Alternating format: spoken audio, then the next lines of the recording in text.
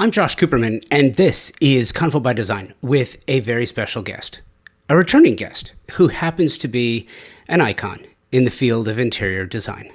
This is Martyn Lawrence Bullard.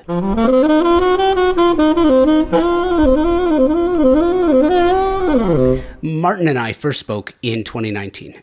We spoke at his showroom in the West Hollywood Design District, and we spoke about set design, of which Martyn and I are both very fond. We talked about Tony Duquette. Again, both are very fond. And how the art of stagecraft allows Martyn to transcend the design with ideas and strategies for feel and emotional spaces. Use of non-traditional materials in unusual ways to create new objects.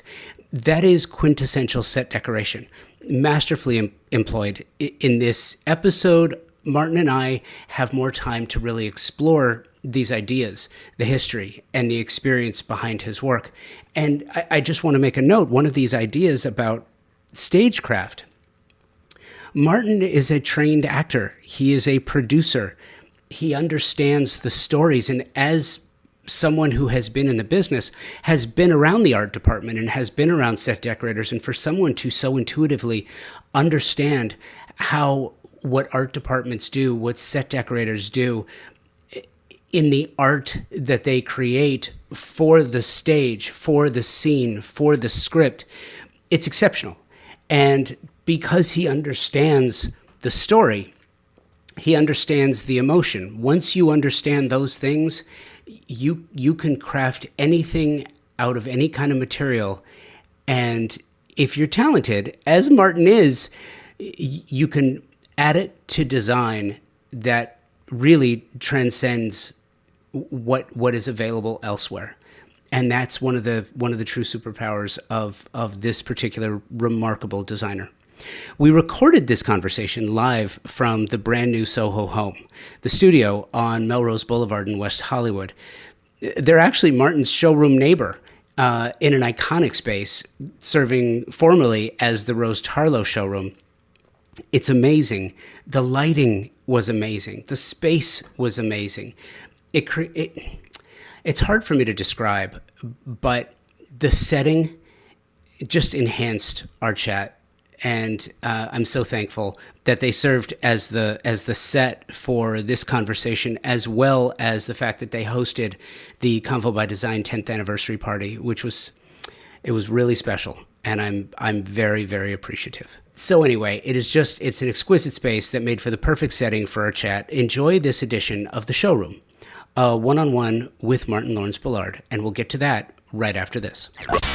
I am incredibly proud of Convo by Design in year 10, and I'm equally proud of my partnership with Thermosol. They've been presenting partners of Convo by Design for 3 years now, and there is a certain amount of pride that comes with saying that the show is presented by the company that is the best in the world at what they do. Thermosol engineers the most exceptional smart shower products and steam shower systems worldwide for a few reasons. They were the first company to design, patent the technology here in the U.S. dating back to 1958.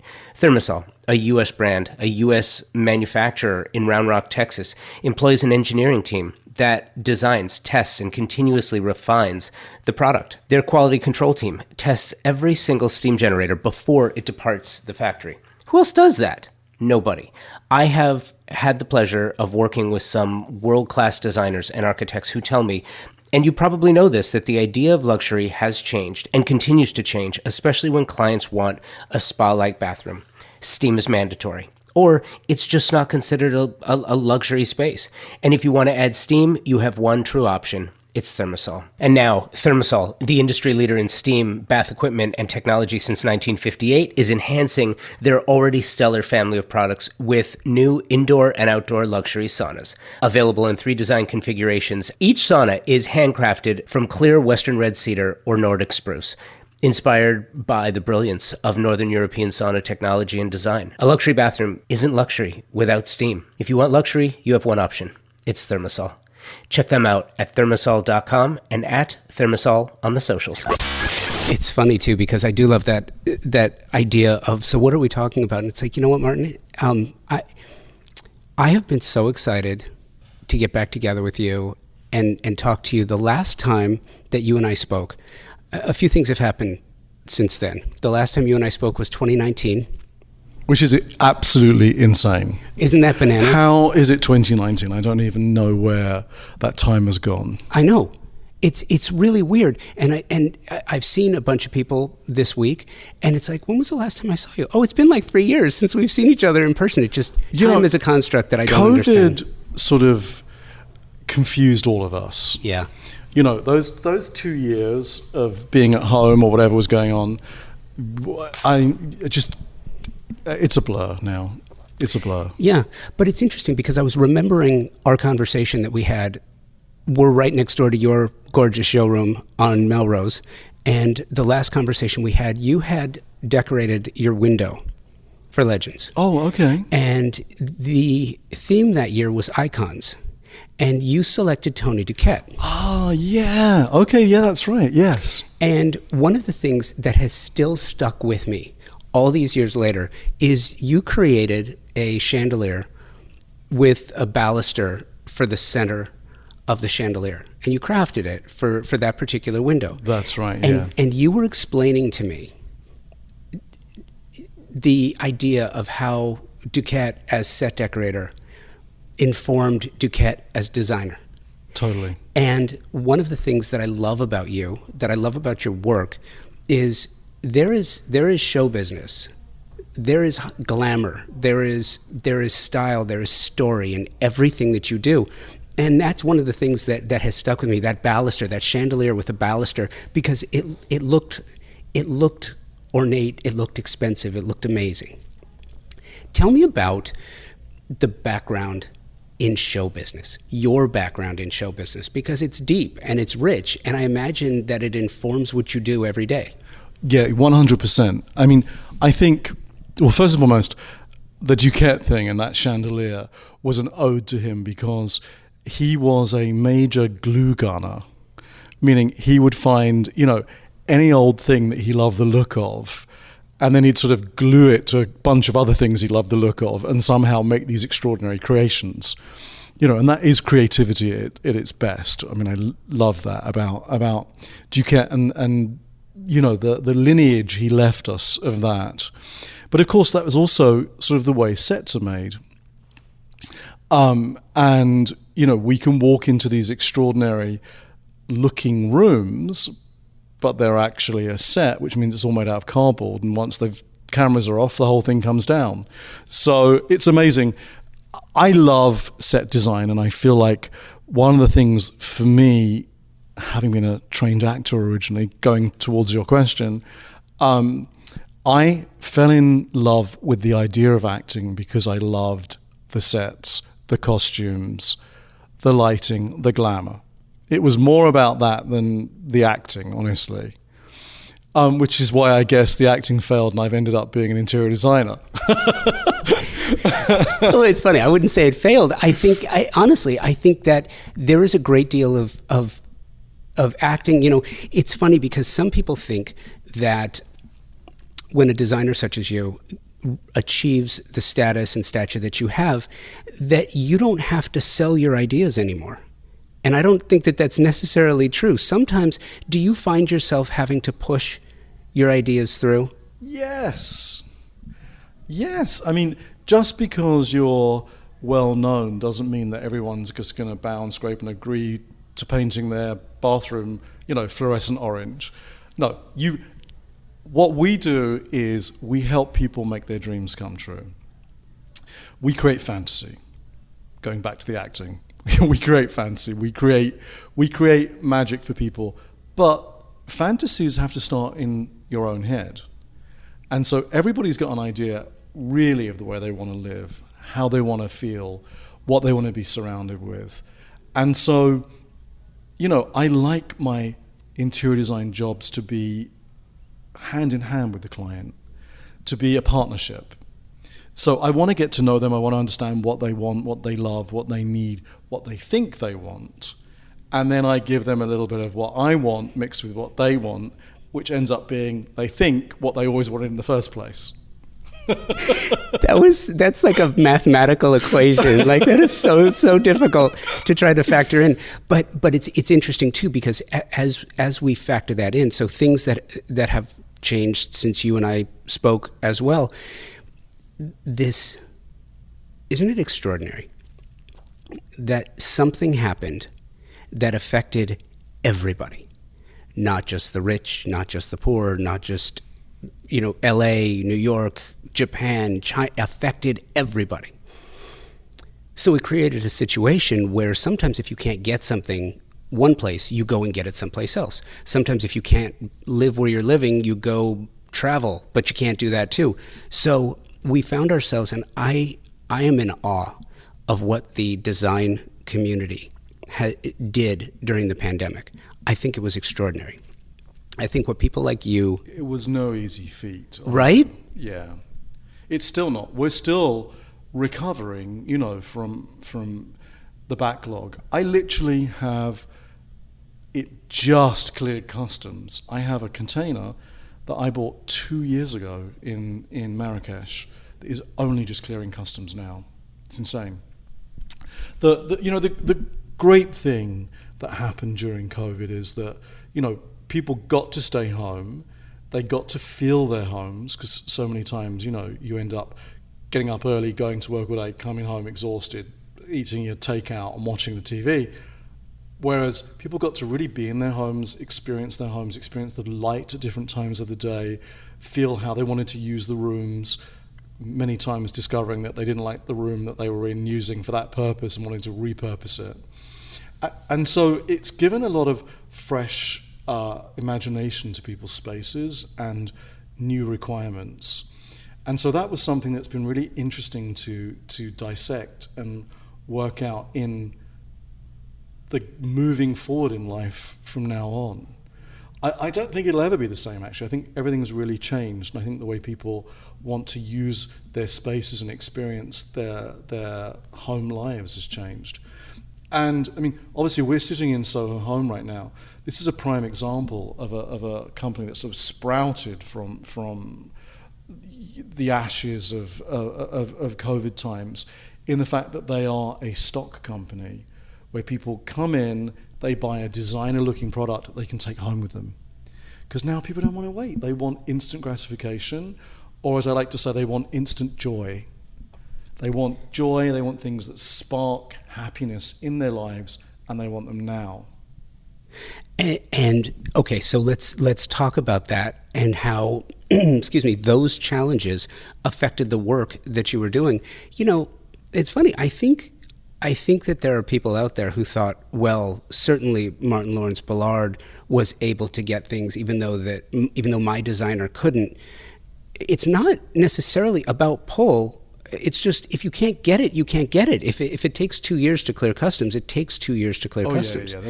There was no pulling, the strings.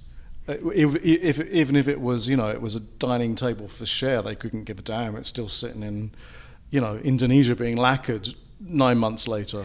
How did that change you as a designer? What effect did that have? And I imagine too, I'm kind of like leaning back and thinking, with your show business background, with that whole Tony Duquette idea of, glue gunning, let's figure out, if we can't have this, let's figure out how to make what's close or what will last until we get what we want. Yeah, one of the things that we did during the pandemic and are still doing now is we sourced local.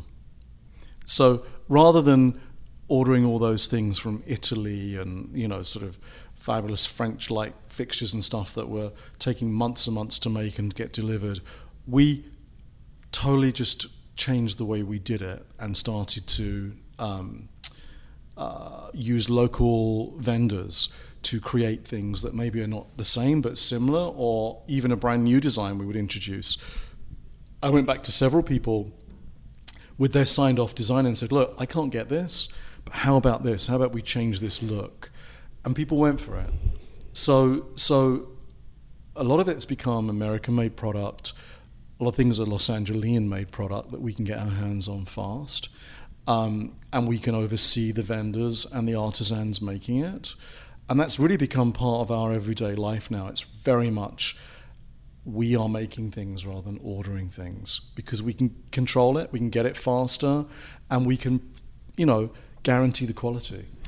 Are you able to find that same level of craftsmanship was that a problem? Like in certain areas, it's funny. So during the pandemic, we moved to Tulsa, where we're working on a design house. And for those who have never been to Tulsa, some of the architecture there from the 1920s, the Art Deco is just extraordinary. Wow! And I was being given a tour, and they explained to me, the docent was explaining, like they had to go and train people to paint so that they could get it back to what it was supposed to look like. They had to train people to weld in a certain style and tile in a certain style, and they had to.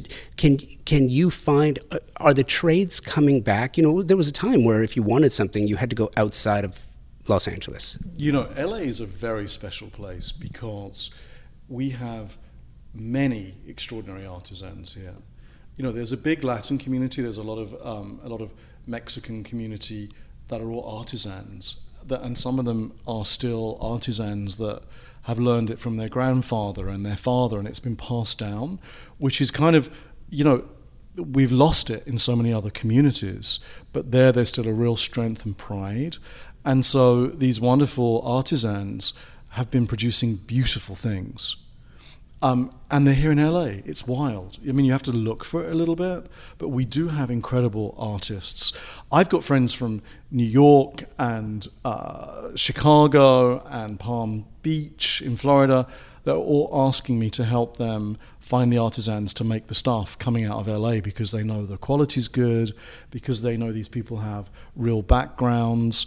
And it's a little bit like in France and Italy, where it's generational.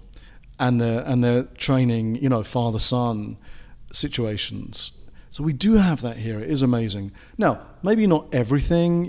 Maybe we don't have extraordinary Chinese lacquerists or some of the amazing skills that you find in the fine couture furniture houses that are based in and around Paris. But we've got good enough, and sometimes far better than good enough. Sometimes superior work here. We're very lucky. Did you draw on that? So last time you and I spoke, and I don't remember the timeline, but I want to say that you had said something about wanting to do another hotel, but you would love, if you could do anything, it would be local and, like to West Hollywood, and then since then, Prospect.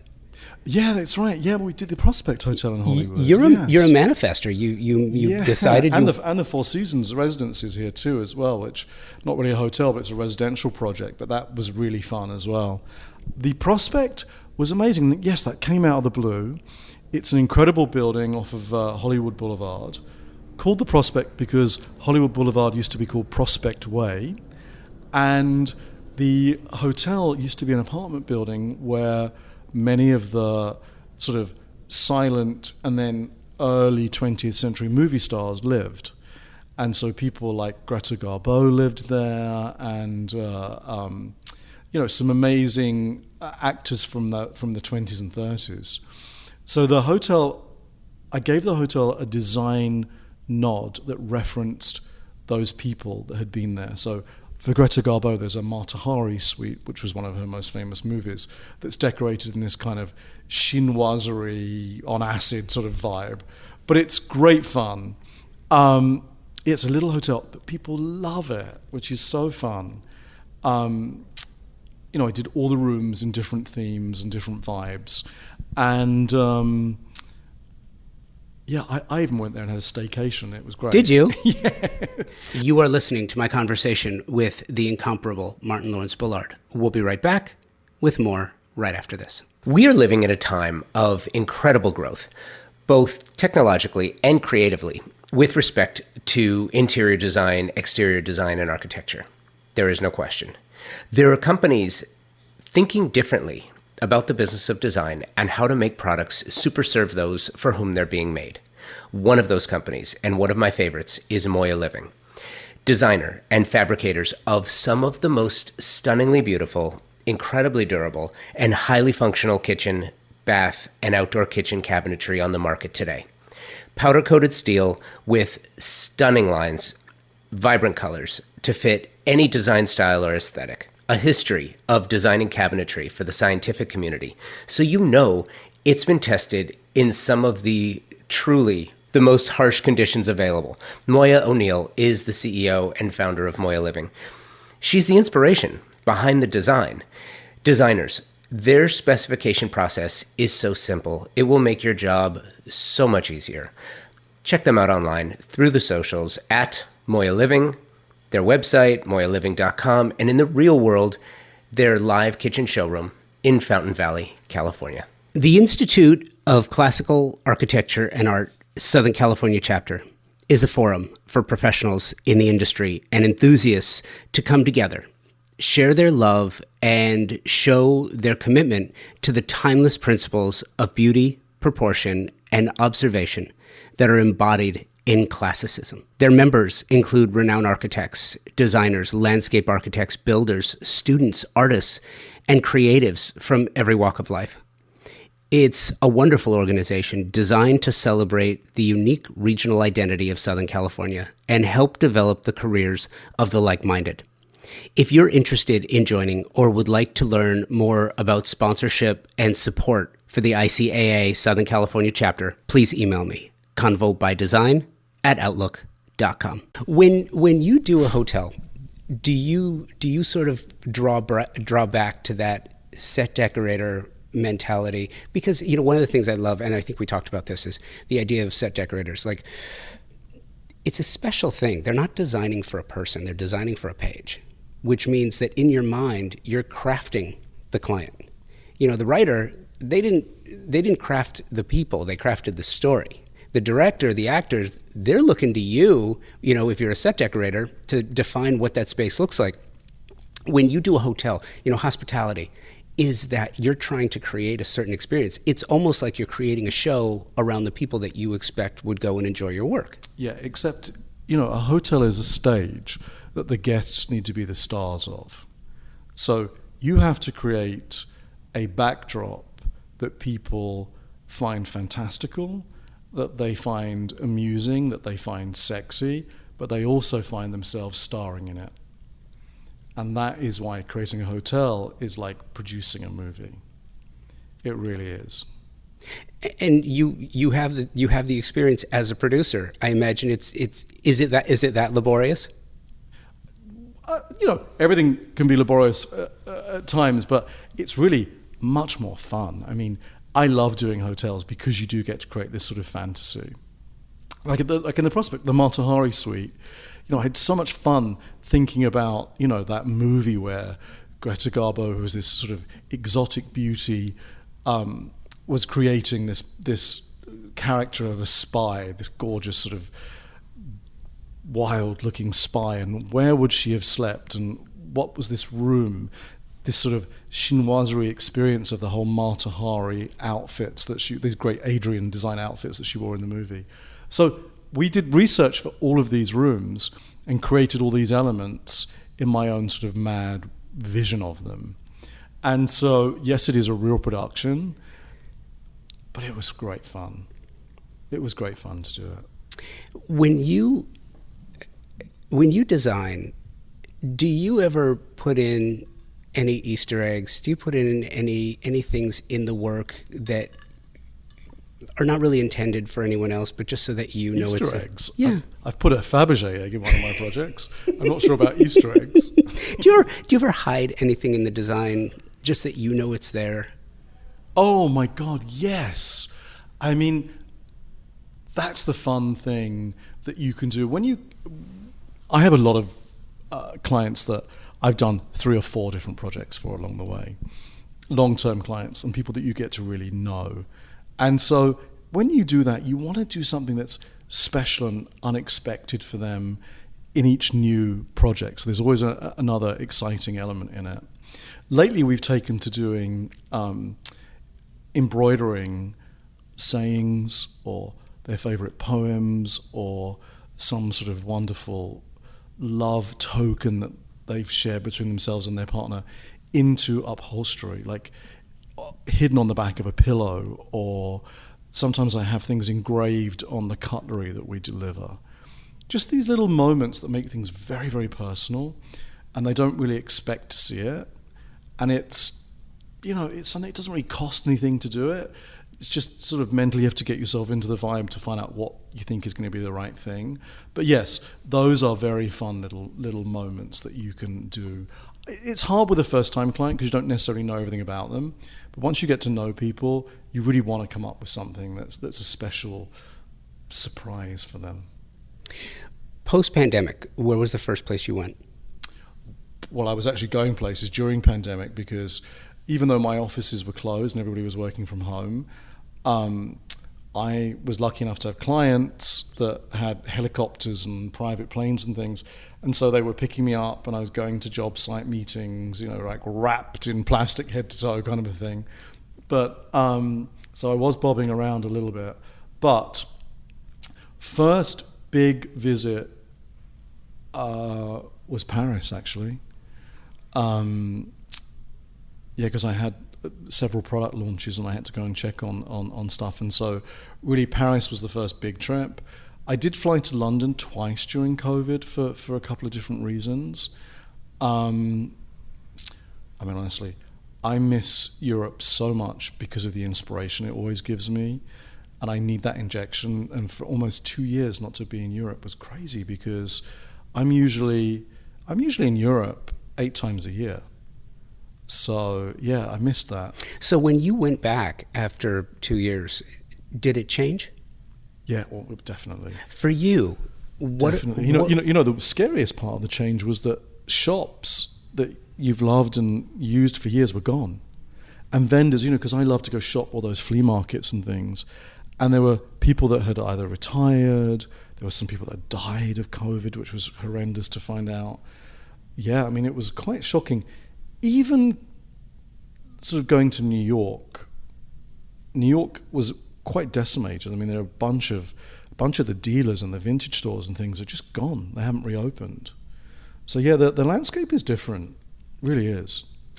And how do you cope with those changes? How do you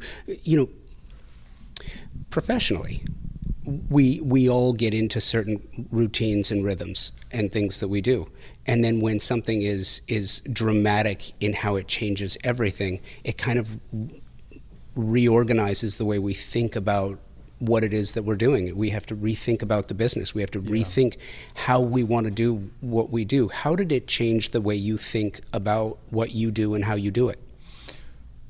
It made us, actually is interesting because change does make you have to go out and work a little harder. Because I'm so used to using my old favorites. And remember, I started out my career in the flea markets in London at 12. And I had people that I'd still been working with for 40 years actually, that I'd known for all those years that are now gone. And so you have to work a little harder to find replacements, to build those new relationships and to build the trust. Because a lot of what we do, particularly when you're buying vintage and you're buying it maybe from photographs, is about trusting the person that's selling it to you to make sure you're getting something that's good that your clients are going to enjoy. So there's been a real change in that, and we've had to definitely discover new people and work a little harder and make our network bigger, make our net bigger, really. Let's talk about partnerships for a minute, collaborations. You do a masterful job, just absolutely extraordinary with regard to your collaborations and partnerships. And some of the things that you do is, I find that all of the collaborations that you do, they are all in line with your brand. They are all on point. The partners you work with are all on point. They're cohesive and consistent with who your brand is. What is that process like for you? How do you vet potential partners? How do you work with new partners on the lines that you want to collect, and what or the collections that you want to be a part of? And what is that process like for you and your studio? My whole life, I have 17 licenses currently, and my whole licensing ethos was really about when it first started, when it first kicked off, when I sort of became well known and people wanted to partner in with me, I decided I wanted to start at the very top, because if you start at the top, it's easy to come down and start to create your pyramid effect. But if you start at the bottom, it's very hard to get up. So I started with those sort of iconic companies like doing silver for Christoffel and doing porcelain for Havre and Limoges and crystal for Dome, and legendary companies. And amazing things happen. Like now my name sits on lists next to Jean Cocteau and Picasso. I mean, it's insane. I can't even believe it. It's ridiculous. I shouldn't be there, but that has happened. And so it's an amazing thing. And then I thought, I need to start to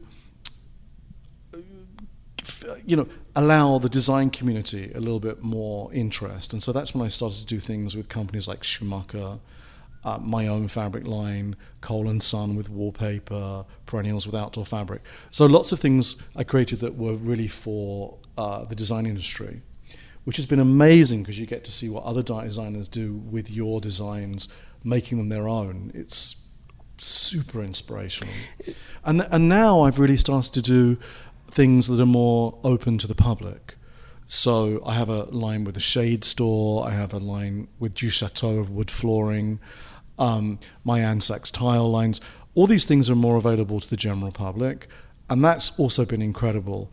But I make sure that all the companies I work with are top of the line.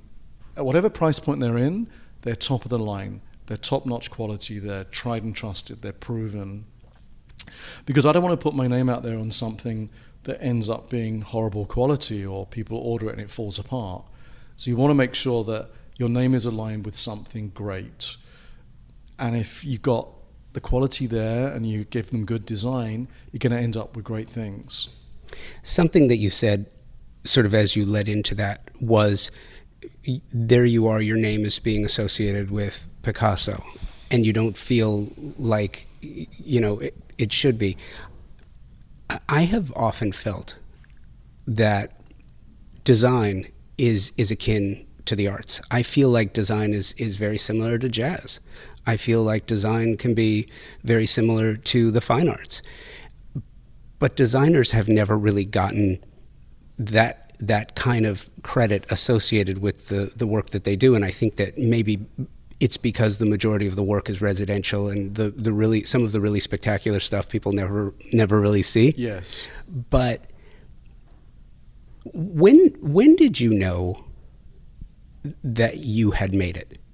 When did you feel like, I'm not faking this till I make it? I've made it. I have arrived, and I know what I'm doing, and I'm comfortable. And whether other people believe that or not, when did you know that you made it? I think my first ever real design job, was with Cheryl Tiegs, with the iconic supermodel, and I didn't know what I was doing back then. It was an unbelievable job that I fell into, and it was a Balinese sort of villa in the hills of Bel Air. And at which point neither Cheryl nor I had been to Bali, so it was a complete fantasy that we created. But when that job was finished, within 9 months, we were on 6 magazine covers around the world. And that was an unbelievable thing to happen for like a brand new designer in their like mid-20s, for that to suddenly happen. And that's when I thought, my God, people like what I do. It's just incredible. But it takes a little while for you still to get the confidence moving forward. And for a minute there, I thought, oh my God, am I a one-trick wonder? Was this like a fluke? But within probably 2 years of that, I suddenly, immediately from her, got all of these other extraordinary jobs that happened. And once the press starts to happen around it, then you realize that, this really is a career. So I think that I've been so very lucky that I've had clients that have always allowed me to publish things, and that I've had all these amazing editors that have been incredibly loyal and published things for me constantly. People like the wonderful Margaret Russell, who was with Elle Decor and then Architectural Digest, and throughout her career and throughout my career, which this September is my 30-year anniversary of being a designer, she published me at least once every year of that career span of herself in those magazines. And the same with many of the other editors. And today, I have wonderful relationships with everybody. And Amy Astley from Architectural Digest, who's just an unbelievably wonderful lady, has been so supportive of everything. And in fact, I have a cover coming out next week that's going to be very fun, that you're all going to love. I'm very proud of. So, it's been amazing. The acceptance of the press and then all of the acceptance of the public that comes with that is definitely the seal of approval that lets you feel good. Well, I think what's interesting too, and the longevity of your career, and the fact that, one of the things I love about you and your career and what you do is you don't rest on your laurels. You have not. I don't think. I'm not inside your head, but I get the feeling like you're very lucky you're not inside my head. But I get the feeling like you don't get satisfied with the work. The work is each project is it a means to an end, because it's not an end all be all. Well, first and foremost, I am not like a lot of designers where they have one look. I love so many different things. I don't know if that's about being British and having come from a country where they had a lot of sort of empire at one point, and there was all those influences that came into England, and it's all a bit of a crazy cocktail. But I enjoy doing everything. So at the moment, we have things from the most modern projects to the most traditional. I like the challenge. I love doing different things. I never want to be grouped into somebody thinking, oh, he just does Moroccan things, or he just does traditional things, or only does mid-century. I want to be able to do everything, hopefully do it well.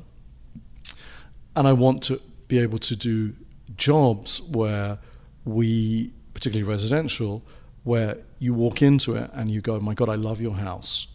I don't want them to go in and say, oh, this is another Martyn Lawrence Bullard house. I want people to come in and say, I love your house because it's shining with your personality.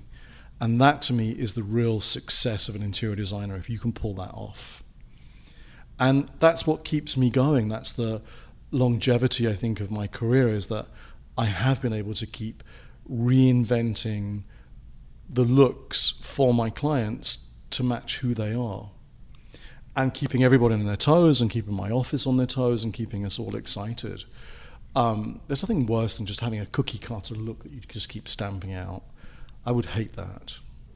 It's interesting too. At the same time, and I go back to the comparison to music. When you have a band that puts out a first record and it's just a smash, right? Well, the second record, the sophomore edition, sometimes they try to get creative and do something different, and it just crashes and burns. And sometimes, to your point, there is this typecasting of certain design talent, certain designers, and it works for them. They get a look and then they just wash and repeat, right? But there's also sometimes a fear of like, what if I change this or I change that, will it shock those who like the work that I do? Do you ever think about that? Then you're not a good designer. A good designer believes in themselves in everything that they do. You know what I mean? I think that if you think that you're only good at one look and that's all people are going to follow you for, then you're killing your own creativity. Because a creative should be a chameleon and can grow their butterfly wings and fly in every direction. There's also a lot of bravery that has to take part, because listen, with the advent of social media, anyone with a computer can say ugly things and it never comes back to them, right? The amount of criticism.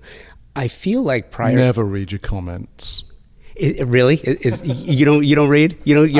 Actually, I do look at comments on Instagram, because 99% of that is wonderful, and my followers are just divine, and I love and enjoy it. But when I first went on television, people said to me, "Don't read the fan mail. Don't read the and I get it, because sometimes people can be really wicked. Yeah. But who cares?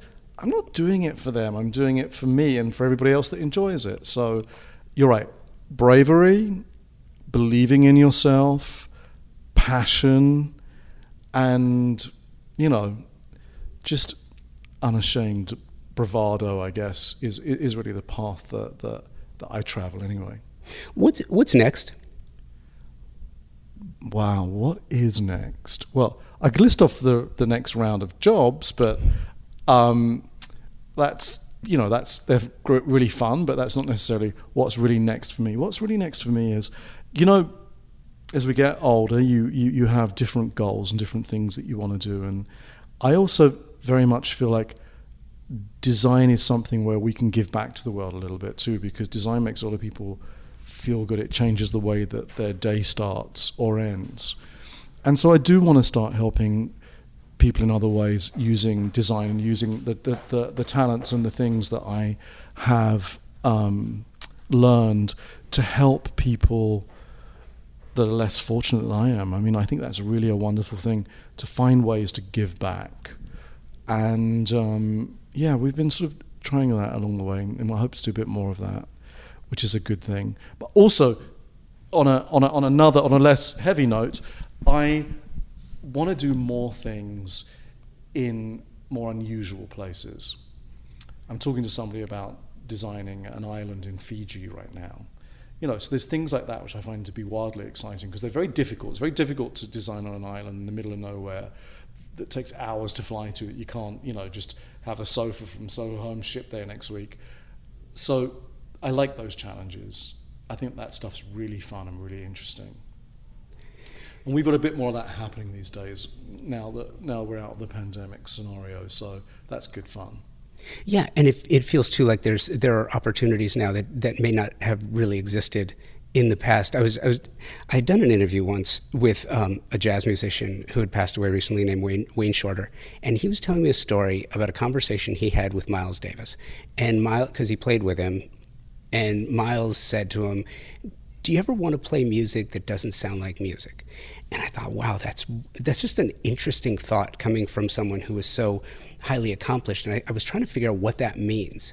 And then it kind of dawned on me, like that's how a creative that has hit their stride, that's how they continue to maintain that stride, is by doing things that are counter to what they've always done, and to try to think differently about what it is that they do, their art, their craft, their business.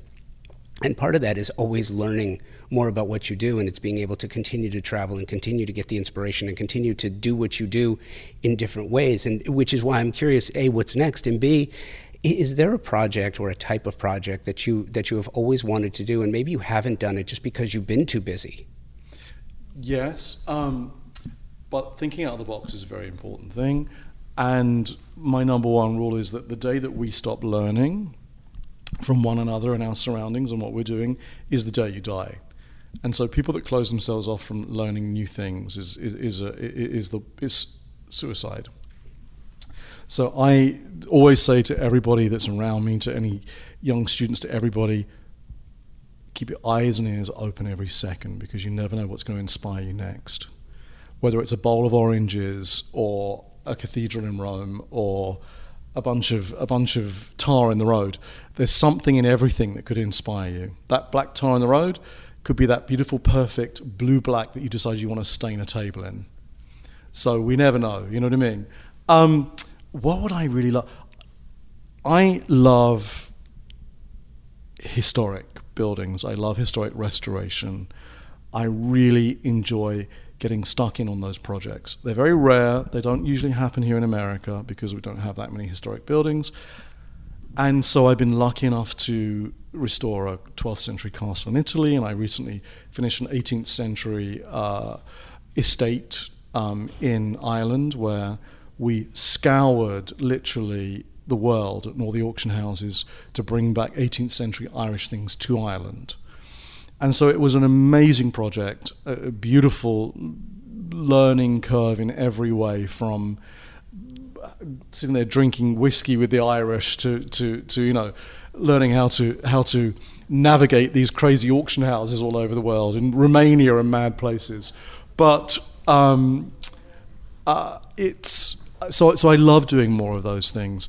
And one of my very, very first jobs, way back 30 years ago, was also I got pulled in when they were restoring the Pantages Theatre, which was an amazing thing to do. And I worked a little bit on that restoration, and it was fabulous fun. And so going back to the whole theatrical element, there are all these incredible old movie theatres and movie houses that they're being slightly reworked these days into new private clubs and all sorts of things. So that would be really fun to do something like that, to get stuck into one of those great 20s, like the Egyptian in downtown LA, these great old movie theatres, and get in on the restoration and how to rebirth those amazing sort of Behemoth monsters that people don't really know what to do with anymore. But that would be so fun to do something like that. I love that we have actually just come full circle. and you're manifesting again on this one, and my hope is that you and I can connect again, hopefully sooner than 3 or 4 years, and some of that actually comes to pass, because I would love that. I wish nothing but the best for you. Thank you for doing this. Thank you so much. So lovely to see you. Thank you. Design Hardware's newly remodeled showroom is where you will find a gallery-style space with a thoughtful display of products, purposefully positioned to allow unbridled exploration and discovery. High-end faucets, luxury tile, natural stone, wood floors, and bespoke hardware selections are presented in a holistic manner, strategically arranged to stimulate creativity and transition your vision from the conceptual stage to a fully realized space. Conveniently located, free parking available. Stop by to find your inspiration. Collect samples, get expert advice, and tackle everything on your shopping list all in one place. Visit them online at designhardware.com or in the real world, 6053 West 3rd Street in Los Angeles. Thank you, Martyn, for your time. I love this. I really did. Thank you, Soho Home Studio, for hosting this conversation, as well as our 10th anniversary party. Thank you for listening, downloading, and subscribing to the show. If not already, please make sure you are subscribing to the show so you can find Convo by Design everywhere you find your favorite podcasts. Thank you to my wonderful partners and sponsors, Thermosol, Moy Living, and Design Hardware. Without you, I would not be able to do this, and for that, I thank you. Thanks again for listening. Be well, and until next week, take today first.